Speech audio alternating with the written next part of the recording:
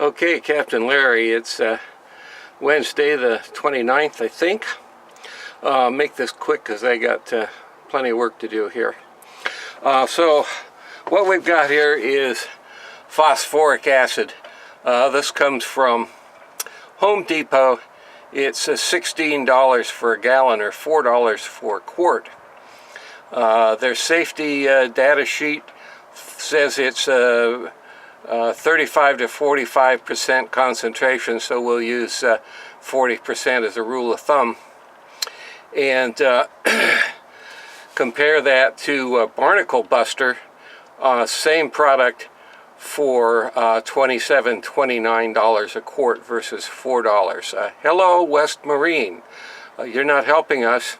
So here's the stuff that we've got some good rubber gloves. Got a knife so that I can trim this plastic hose. I've got plastic hose that fits the nipples on my cooling system, so I don't have to take anything apart other than removing the thermostat. Happens to be 5/8. Using a little 12-volt, what do you call it, bilge pump.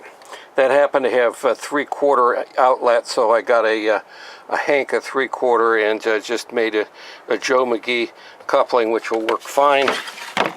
Using a carpenter's clamp to hold the wire and the hose where I want it. This is 20 feet of this hose. I'll get it led down to the places I want it to go and then trim it to length. And here's some polarized auto wire for the 12-volt system. And that's it. So this stuff is going to get diluted down to 5 or 10% concentration. So 1 quart of this stuff to 1 gallon of water. I think I will make 3 gallons. I want to have enough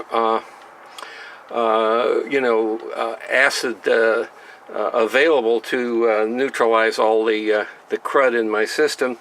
And I just happen to have my old what do you call it, thermostat, which is very crudded up with a nice piece of calcium stuck right in the middle. So I can use this, dip that in there and test it, and as long as it's still foaming, we know there's still plenty of active acid left there. So I did some research to find out about the chemical reaction between calcium carbonate and phosphoric acid. It gives off water and CO2. So you don't want to collect a lot of CO2 in a closed space. It's heavier than air. You can't breathe it, but it isn't really toxic. So there you go. Okay, I got to get to work.